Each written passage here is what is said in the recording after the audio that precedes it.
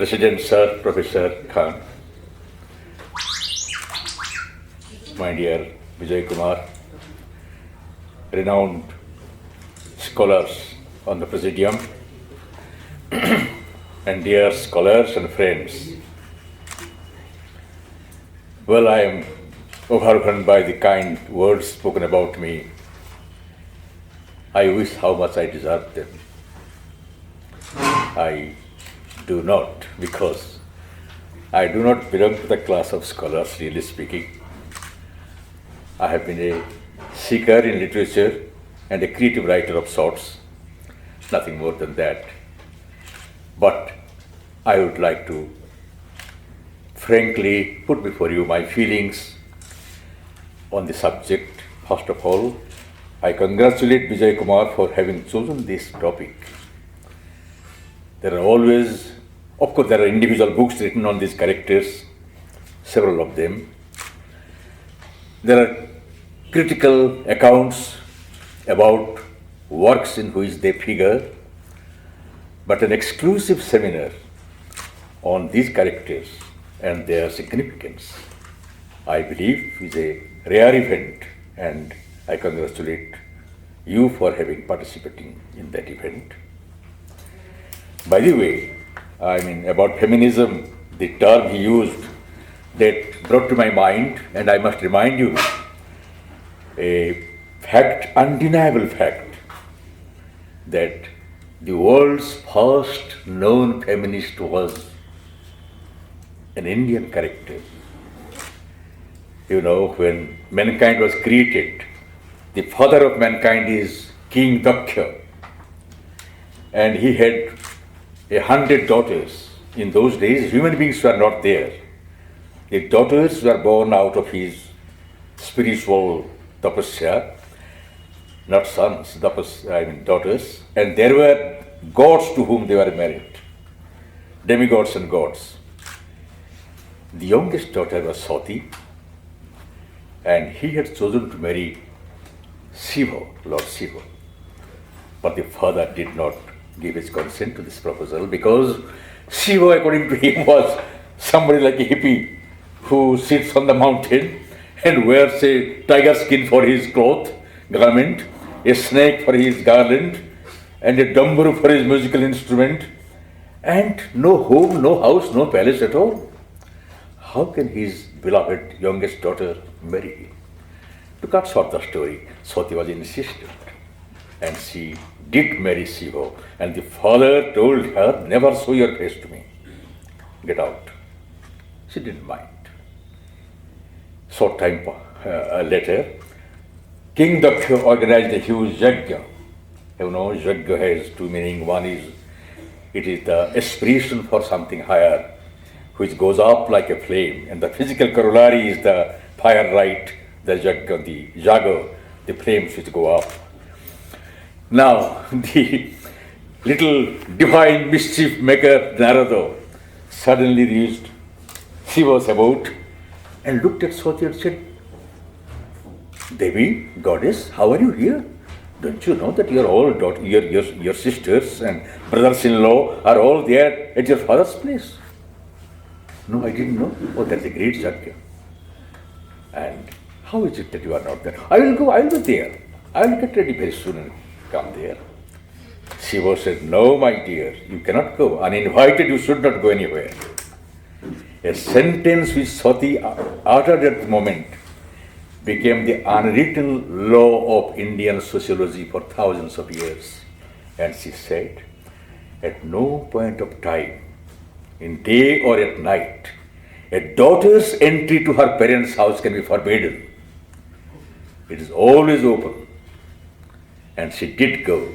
And what happened thereafter, of course, you know, I won't go into the details. But first, he defied her father for sake of her love.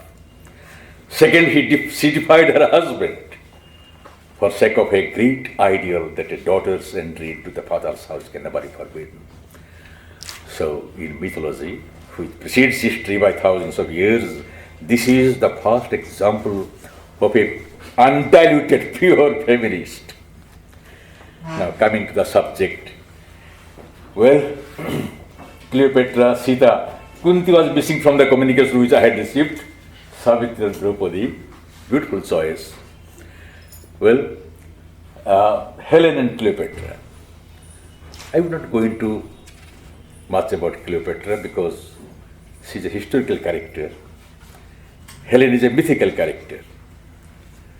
Now, like Joan of Arc, for example, wonderful. I mean, imagine of a 17-year village girl, illiterate, when the whole French kingdom is under British clutch, emerging from her sylvan, rustic background, coming to the capital of France, crowning the Dauphin, the crown prince, who was feeling helpless almost, heading the French army and driving away British from France. How can you imagine such a character? How can you? George Bernard Shaw tries to give a psychological interpretation through his famous play, Joan of Arc. It is absurd. It is a Shakti, it is a pure, great power, a manifestation which could alone do that. But Helen is a mythical character. Historically, like Joan of Arc, Cleopatra is a historical character, but while actions of Joan of Arc or the mythical Helen externally change the course of history, Cleopatra's action has a subtler impact, not very external, but also it has an impact on history. But that is a detailed subject, I would go into that. Coming to Helen, you know, there was a great scholar before India was divided in Dhaka University. I forget his name is Mr. Syed Muzaffar or something. I'm sorry, don't take this name as authentic. He had made a beautiful thesis. He had proved that Homer was influenced by Ramayana. Externally, the stories outlines are same, you understand. Helen was kidnapped by the Trojan prince Paris. Her husband, Helen's husband Menelaus, united all the Greek kings because Greece was at that time divided into several small kingdoms.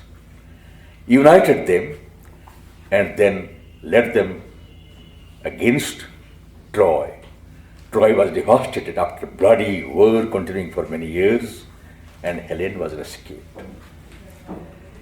It is no longer called a myth because late 19th century and early 20th century excavations of Troy has decidedly proved that there was a war, there was a big war there about, say, 3000, about 2000 BC or something like that. I can't be exact about the time. Same, Sita is kidnapped by, Helen was enticed by Paris. Sita is kidnapped by Ravana. But Rama, with the cooperation of the army of Sugriva, launches a great martial expedition and rescues Sita from the clutches of Ravana. But the similarity ends here. Helen is a passive character. She is under the influence of some demigodly power, forgets herself, and is led by Paris. Sita is a dynamic character. Vijay was referring to the general impression about this Sita and Savitri. Some years ago, I received from a Swedish university a research work where very clearly, for review, clearly it is stated that Indian womanhood remained timid, self-effacing, and worked like a sharp because of the influence of the character of Sita, who was so docile, who was so devoid of any personality. I'm not quoting the exact words, but this is the sense. I was horrified. Any reader of the Ramayana, if one reads the Ramayana, would feel entirely a different idea of Sita. In fact, Dr. K.R. Srinivasa Iyengar has a work called Sitayana, not Ramayana. According to him, the real title of the epic should be Sitayana. She is the prime mover. Sita herself decides to accompany Rama against the pleadings of all the superiors, seniors in the palace. You should not, my child, brave into the forest. She does defy everybody and follow Rama. In the forest, look at her prudence. When Rama is there, I should not be too long, but still this is coming so powerfully because Sita's character cannot otherwise be really impressed upon you. You see, once delegation of rishis come to meet Rama when he is in Dandakaranya already, as a guest of one of the rishis, and they describe to him the torment and torture they are experiencing the hands of the demons, Rakshasas, Asuras, etc., etc. And Rama says, I am here. He looks at his bow and quiver of arrows. I am here with these weapons to protect you and to put an end to the menace that is the tribe of Rakshasas and Asuras. A second delegation comes. Rama says the same thing. Third delegation comes. Rama says the same thing. After they depart, Sita says, Aryaputra, I hope you are not under the spell of your weapons. You are so eager to use them. And she beautifully tells a story. I am sorry, these words she did not say fast. She says simply, Aryaputra, I would like to tell you a story. Yes, once upon a time there was a young yogi, and gods were afraid of his yogic power, or some demigods.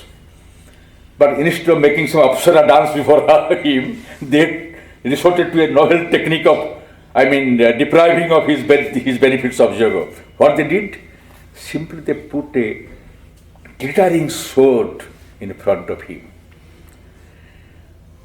During the intervals between two spells of his meditation, the young rishi saw the glittering sword lying before him. He touched it. He was happy. Second time he unsheathed the sword. Third time he applied it on a plant. The way the plant was sliced impressed him very much. Fourth time he applied it on a deer, and the deer was killed. More thrill. Fifth time, sixth time, he applied it on a human being. The spell of the sword had possessed him.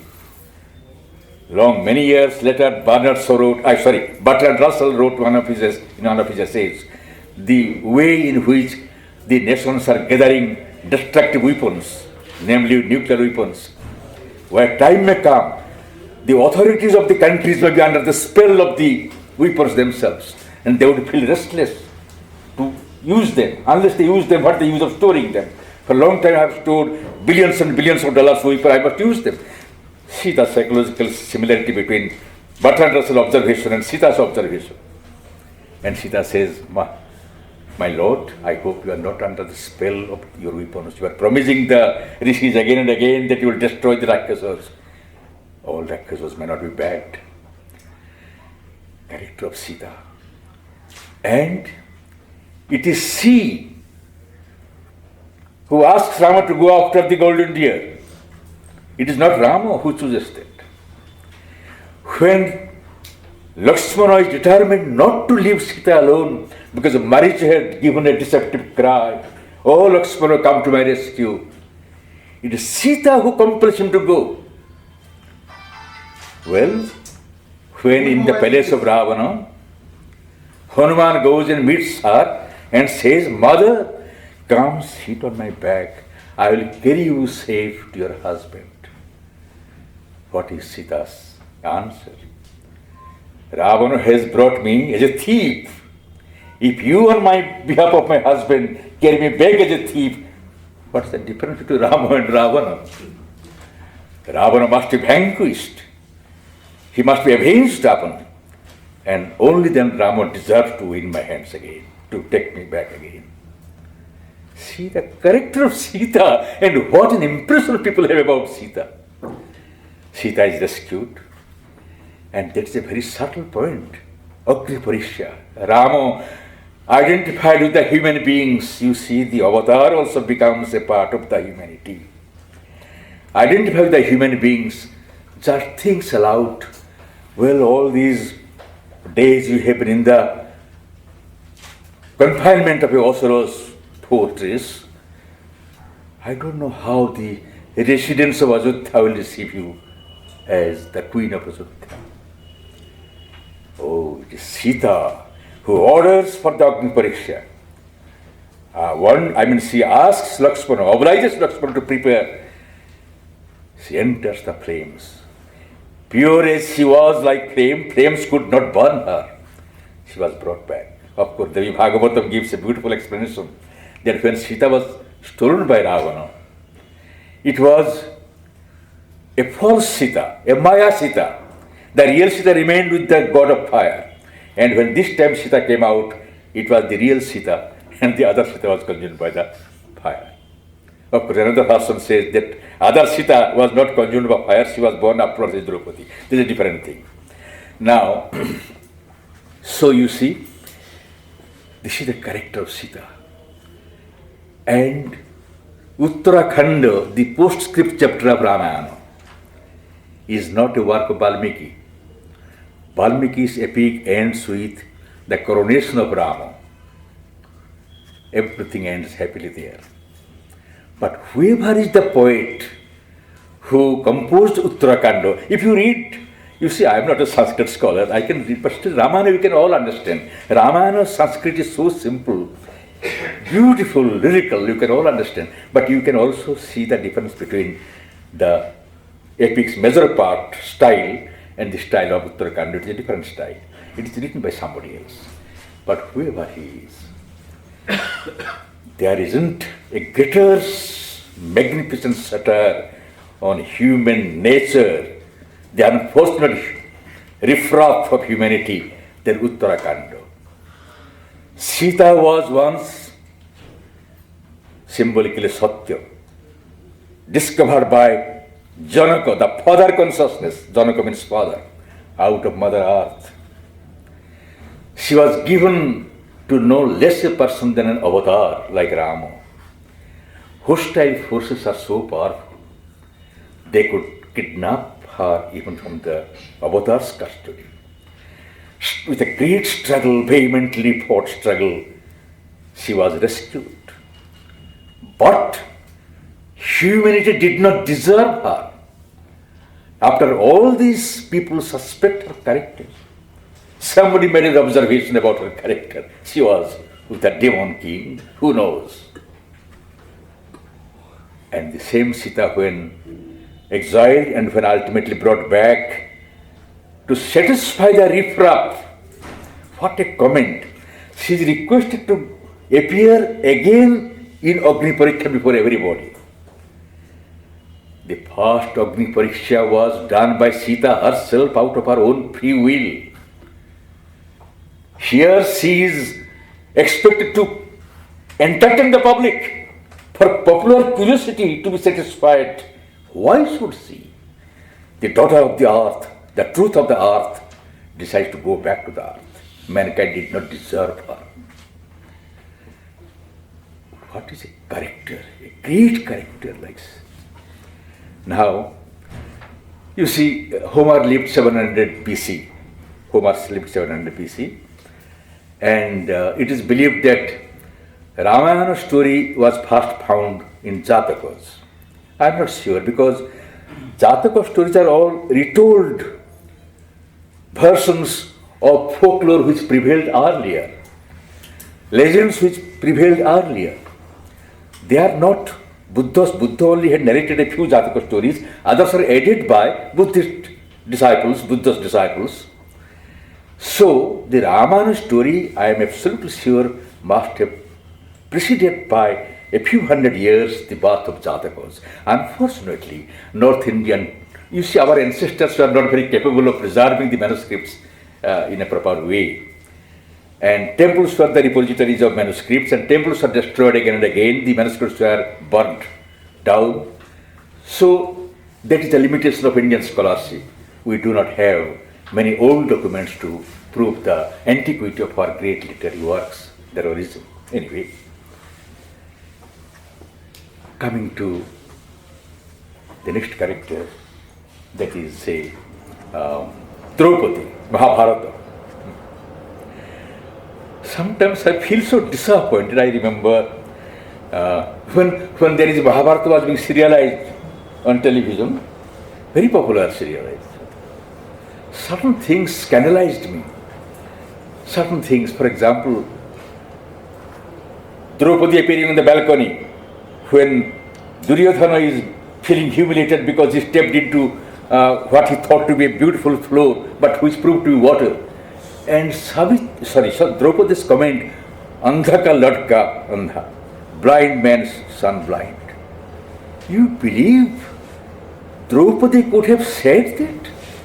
Draupadi, who was being dragged into the Kaurava court afterwards, at a little interval when Dushasana is a bit tired, she looks at the elders and says, I am sorry, when I came here, I could not do namaste to you, I could not show my respects to you.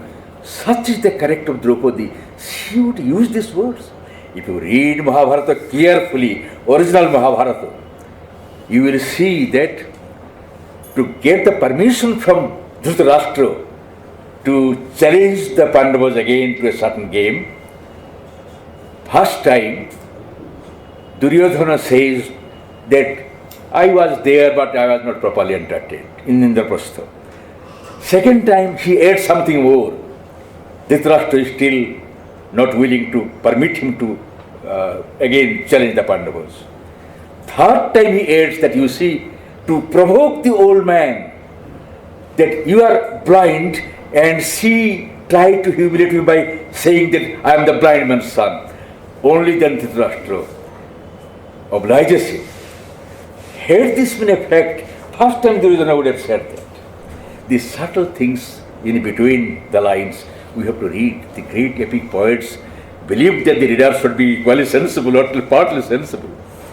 So, when I see again that modern Indian writers thinking they should be very progressive, you see the master of psychology, they try to project Draupadi's character in the light of their own emotions, their own deficiencies. She must have developed weakness for that, weakness for that. They forget the fact that Draupadi is not a human being. She is not an evolutionary being like all of us. She is a direct appearance. Kanya Samadhyama, a young lady who has come, her father wanted a boy to fight his enemy. But because the enemy represented the hostile forces and the divinity knew that a boy, a young man would not be sufficient to kill them, a Shakti, Draupadi is sent along with the boy. The father did not pray for Draupadi. She came as a bonus, as a gift, extra gift. She is not an evolutionary human being. She cannot be judged by human standards.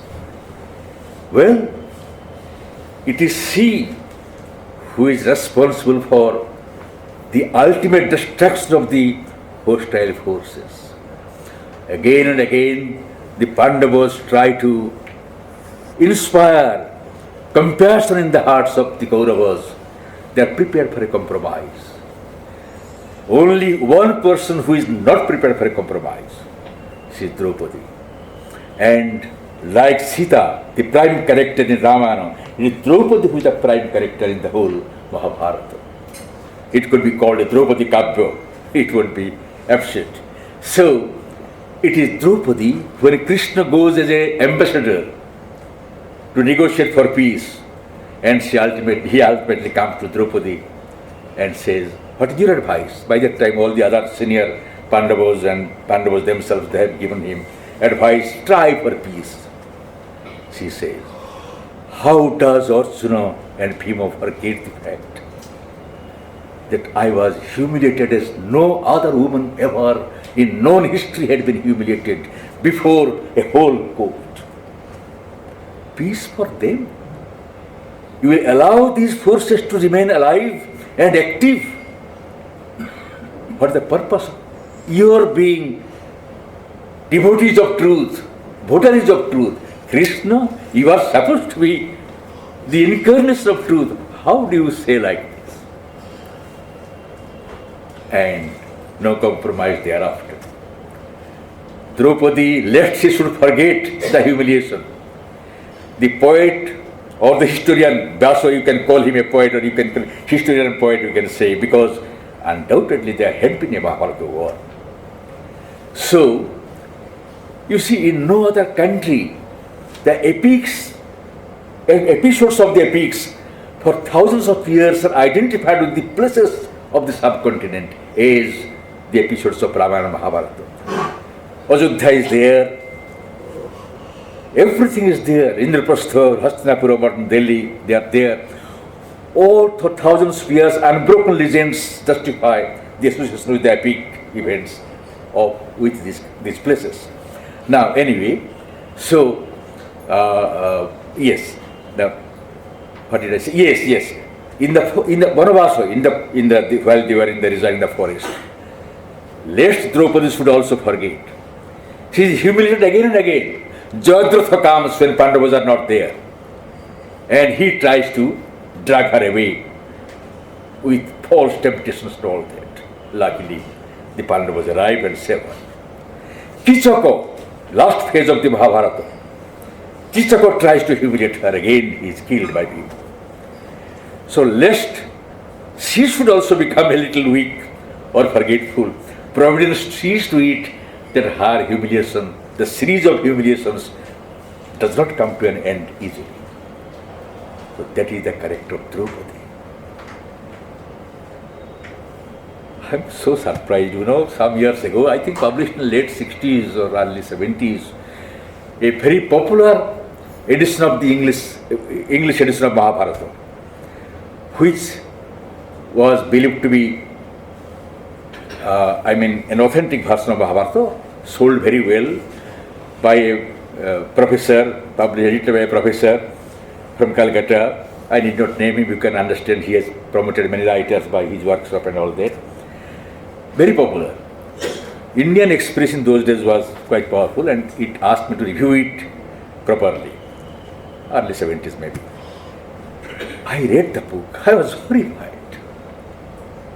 Factually, all mistakes. Very clearly he says in the introduction that except Arjuna, all other Pandavas had no wife outside Draupadi. It is not a fact. All the Pandavas are married even outside Draupadi. Arjuna had married more. But what shocked me, when Draupadi is being humiliated in the court of Kauravas, Krishna comes to his aid. You know that, isn't it? You can visualize the scene. Why did Krishna come to her aid? The reason is, first of all, because Krishna is a relative. Draupadi is a relative of Krishna. As if a relative is in distress, I have a godown of clothes, I can supply a few clothes to her. Relative. Secondly, his name is Krishna, her name is Krishna. Thirdly, when once Krishna had been slightly wounded, I am using the word within quote, Draupadi tore her costly sari and bandaged his finger. So he was indebted to her. That is why he came to her aid.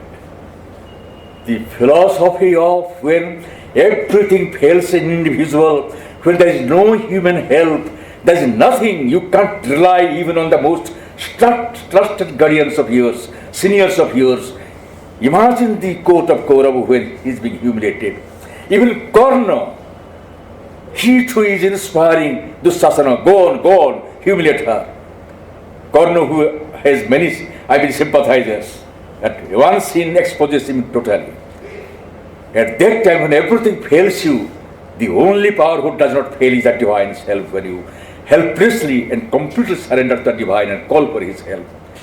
A situation, a truth which has sustained the miserable mankind for thousands of years.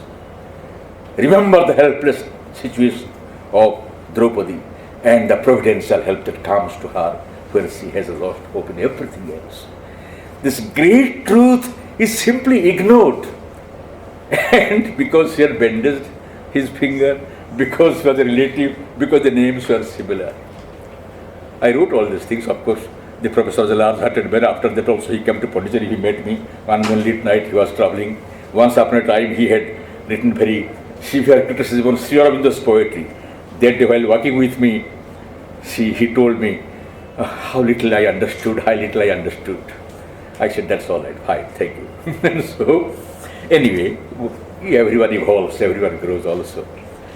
Now, I do not know, because Kunti was not in my, in the notification given to me, but one simple situation regarding Kunti gives a wisdom, gives a profundity of psychological knowledge which is incomparable. After the battle of Kurukshetra is over, Krishna is taking leave of all the friends, going back to Dwaraka. Each one he asks, can I help you in any way? Can I give you something? And each one has something to ask for. When he goes to Kunti, what boon Kunti asks for? Many of you know, I believe. Kunti says, Krishna, bless me that every day in my life I will face a crisis. My God, what a boon to ask for. We are all eager to come out of crisis. If any boon we need the boon of getting over a crisis. But bless me that I will face a crisis every day. Because when he is asked why, he said, unless I face a crisis, there is a possibility by forgetting Krishna. It is only when I am in a crisis that I will ask for his help. I remember him. Life is short. Crises come and go, but my relation with the Lord, that is the only thing. And if crisis enables me to retain that relationship, which is more powerful? When he is asked, when you ask, say Draupadi was asked by the Pandava women after the war was over. Draupadi ji, sometimes it becomes difficult for us to control one husband. You have 5 husbands. How do you keep under control? Her simple, innocent answer is, because I have no lust in me. I have no desire. She is an instrument of the divine. 5 Pandavas are 5 emanations of Indra. She alone can keep them united. So far as the physical part is concerned, she has hardly identified herself with that. Wonderful characters, glimpses of characters in Mahabharata and Ramayana, which put our effort to analyze them with our knowledge of Freudian psychology. We have to shame. It is simply absurd, you can say. Now, the last character coming to Savitri. Actually, Savitri, you must think, comes before Draupadi, because Savitri is a character in Mahabharata. No. Savitri is a character which appears in Mahabharata as mentioned by Yudhishthira. But he says, when it is the Vanaparva, when Markandeya, the sage Markandeya, comes on a courtesy call to Yudhishthira, and Yudhishthira says, O sage, how much Draupadi has suffered. I wonder if there was another woman like her, comparable to her. Quietly Markandeya says, yes, there was another. And Long, long ago, that is when Mahabharata time, it is long ago. Long, long ago, the princess of Madra, Madra is modern Afghanistan. The princess of Madra, Savitri, was a luminous character, Kanya Tejaswini. So, and he gives the story of Savitri.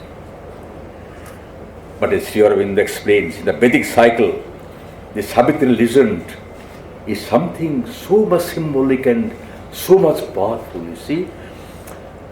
I mean, there are many aspects of Savitri's character and her symbolism, but only one thing I will refer to here. For ages, we are trying to, my subject, I have given the title to my talk, Heroines and Liberators. We are trying to achieve liberation from our ignorance. We are trying to achieve liberation from suffering and death. Now, when we come to this line of adventure, human adventure through the ages against death, it begins in the most primitive time, primeval time. Primitive is what has different connotations again. Primeval time, when there are no human beings. Gods and demons are there, very powerful two tribes. But death at that time was a reality.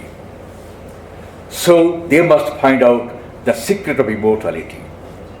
And that secret lies in a nectar which remains embedded in the oceans. Of course, ocean there symbolizes consciousness, but I won't go into symbolic interpretation of each stage.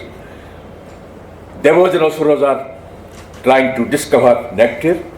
Nectar was found, but the asuras were deprived of it because they represented all the arrogance and ego which are not conducive for human progress.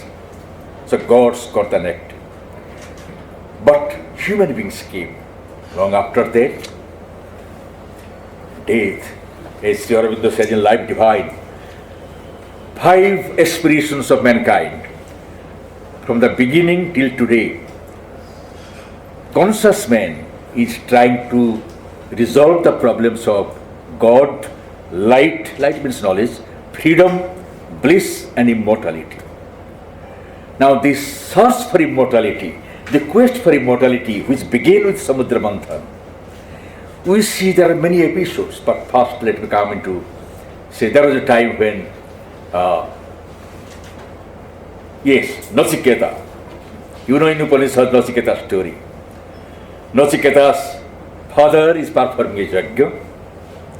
You see, again, when studying Upanishad, we have to have a certain attitude, a certain kind of consciousness which we have lost today. But unless we master that, difficult to decipher the real bhaktavya, what really they want to say. Now, on the surface, you will see that the sage is performing a yajna when he is giving away whatever he had, including a very weak and emaciated cow. It is not that he was trying to deceive the recipient with the emaciated cow. The fact is, whatever he had, he was giving away. Because the purpose of this yajna is to get freedom from attachment. So he should not remain attached to anything. So he was keeping it. Now, his son Nachiketa believes, Upanishad does not say it. We have to understand that the father's greatest object of attachment is myself. Unless he gets rid of that attachment, the yajna will not be successful.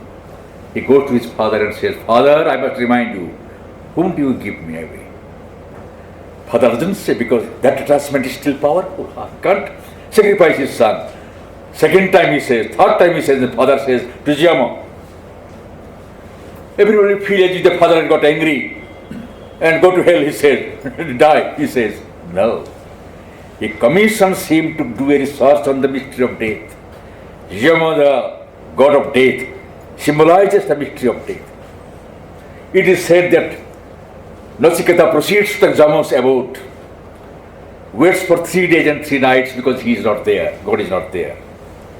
He comes back, that means 3 days and 3 nights he was absorbed in his meditation, trying to seek the Godhead of Jama. And 3 days and 3 nights Jama comes back. In lieu of his, struggle for 3 days and 3 nights to keep himself awake and to wait for him, he offers him 3 boons. I won't go into first 2 wounds, which are very normal. Let my father get peace because he must be deprived of me. Without me, he must be feeling unhappy and etc. etc. Third boon, give me the mystery of what happens after death. Yama says, my child, that is not your cup of tea. You asking for youth forever, great wealth, power, kingdom, mastery over empire, nothing doing. You have promised to give me 3 boons. My third boon should be my knowledge of the mystery of death. Ultimately, he has to reveal him, death is an illusion. Once you know your soul, you know that there is nothing as a death because soul is immortal. First time we come to know about the mystery of the soul, that our personality is not composed of simply our thinking faculty, our physical body, our emotional aspect of our personality, but something more than that which holds all these things, and that is soul. Again, that is a subject I won't, but I hope I am not delaying another few minutes. And so, that is Nasiketa. Then, knowledge of soul has come. Third, we see again, Markandeya, the son of great Mrikanda, says Mrikanda was childless, and he wants a child. Lord Shiva tells him, choose. Either you get a child who will go 12 years, blessed with 12 years of lifespan, but would be a great scholar, a Pratyabha, Ananya Pratyabha. Or you can get a son who will be a fool but 100 years. Sage asked for the first alternative, let me have a son who will be a genius and 12 years old. That is all right, but the moment 11th year was completed by his son Markandeya, the father and mother started shedding tears. You see, and then Markandeya was by that time a proved genius. He was taking classes on Vedas with rishis. And so, one day Markandeya asked his father, what is the reason for your drawing such a long face, imprinted with melancholy? Father confessed to him, my child, after 1 year I will lose you. Never mind. 12th year is coming. Markandeya goes to a solitude, sits in meditation, totally identifies himself with Shiva, the other name, meaning of which is I am eternity. The individual Markandeya ceases to exist. What is there is eternity, is one with eternity. The appointed time for death comes and the messengers of the god of death arrive there. You see in calendar pictures, Markandeya, god of death, the Jamadutas are trying to take him away and Shiva is killing them with his trident. These are all popular versions of the truth. The truth is there. The messengers of death came. They could not find Markandeya because individual Markandeya had ceased to exist. He had become a part of eternity. The time passed, destiny changed. They went back.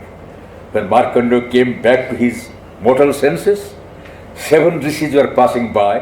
Markandeya bows down to each one of them, and each one of them says, live long, and Markandeya was blessed with a very, very long life. It is this Markandeya who has told the story of Savitri to his Yudhishthira. Now, you see, so till then, it is a conquest of death in a certain way. Then comes the famous story of Ruru and Pramodvara in Upanishads again. There is a magnificent, small, long poem, small epic you can say, by Sri Aurobindo called Love and Death, which depicts the story. You must read it. It is beautiful. He changes the name Pramodvara to Priyambada there for sake of rhyming and reading.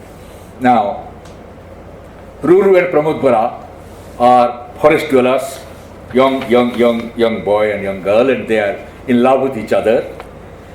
You see, the freedom for love is not a modern phenomenon. It was there since the Vedic times. And so they were engaged. They would marry. One early morning, Ruru has gone into the forest to prepare a bouquet of flowers for Pramodvara. Pramodvara is pretending to be angry with him. Why did he go in dusk into interiors of forest? And Ruru is coming. Pramodvara is waiting to rebuke him. Suddenly Ruru observes something happens. Pramodvara is taken aback and she falls down, collapses. Ruru comes near and sees a serpent like a string of lightning running away. It has bitten Pramodvara and she is looking at Ruru as if she is saying, why did this happen to me? I did not wish to die. Why did this happen? Silent Pramodvara takes her body up. At that time, in that anguished moment, first time we see Upanishad introduces the God of love. We see the relationship between death and love. It is not life and death which are juxtaposed. Life is simply, death is absence of life only. The enemy of death is love, or vice versa. The enemy of love is death. When somebody dies, you are upset according to the degree of your love for the person. The God of love appears and he gives a flower which was for a passport for Ruru to enter the nether worlds where freshly dead souls are still there. Ruru enters the nether world, makes a bargain, I am being very brief, makes a bargain with the God of death. Half of my life I surrender to Pramodvara, let her come back to life. So the half of remaining part of, in those days they lived long of course, half of the remaining part of Ruru's life, Pramodvara comes back to life and they live thereafter. But it is still a bargain, a compromise, not a conquest of death. Hats off to Indian literature and hats off to Indian womanhood who have retained the legend of Savitri through their ritual, as Vijay Kumar was referring to the womanhood of India, observing Savitri Amavasya, Savitri festivity, and etc. etc.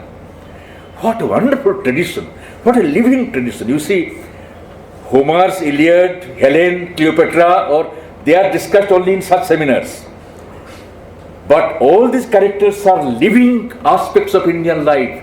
Every other Indian is named after a character for Ramayana or Mahabharata.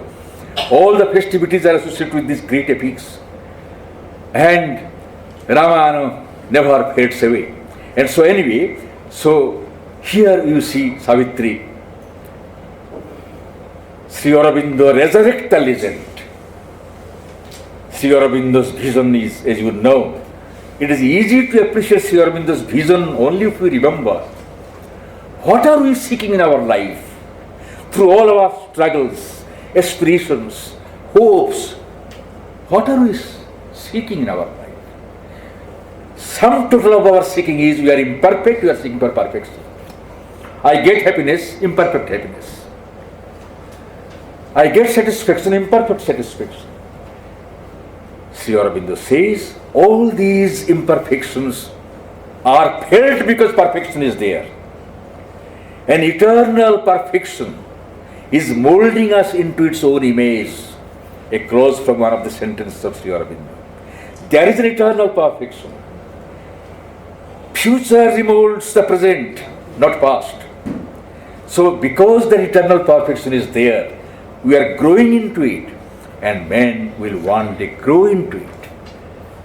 And death, which is the sum total of imperfection, death will be erased from the destiny of mankind.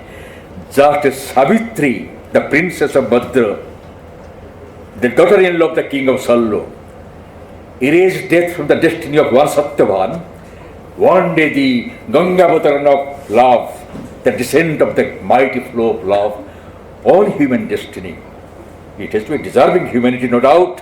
We have to wait for it. How many generations? I believe in rebirth. We have to reborn again and again. So one day, it is this magic touch of love that will erase death from the destiny of humanity. Thousands of years old legend springs back to life in the mighty hand of the greatest epic poet, Shri Aurobindo, in Savitri Mahakapya. So you see the characters, how dynamic, and there are two ways of looking at these characters.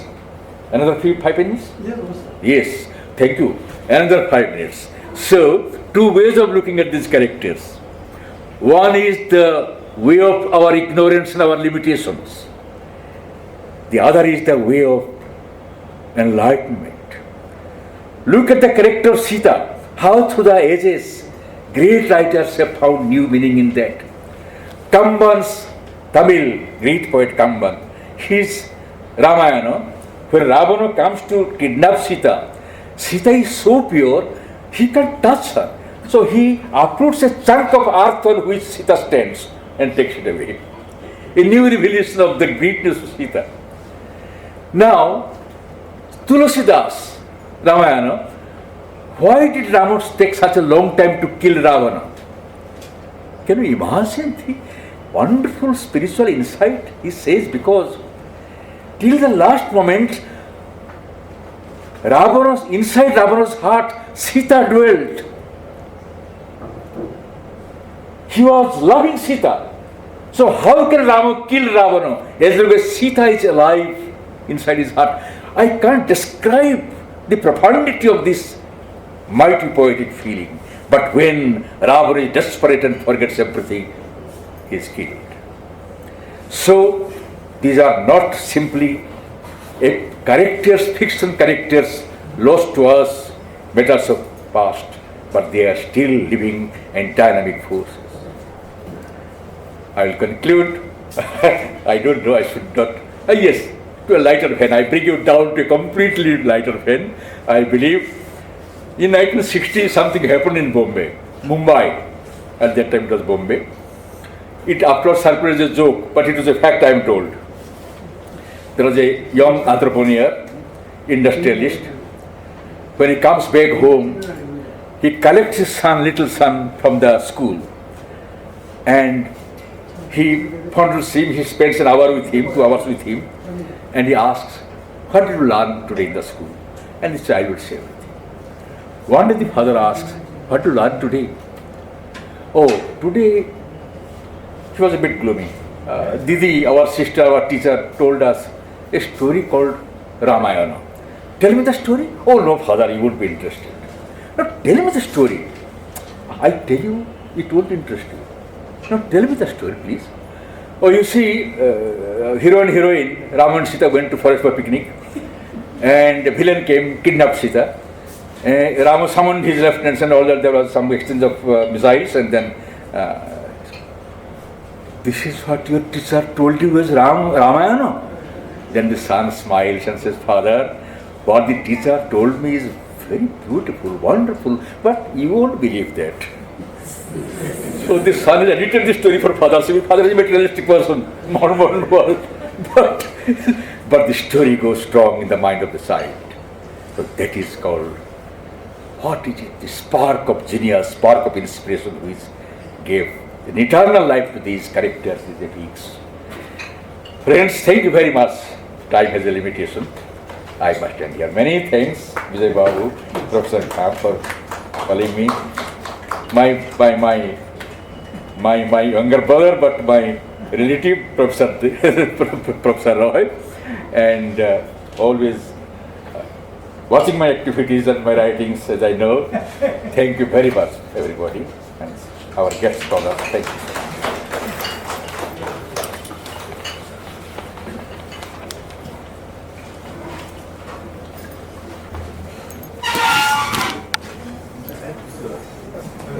Could have gone out. Anyway.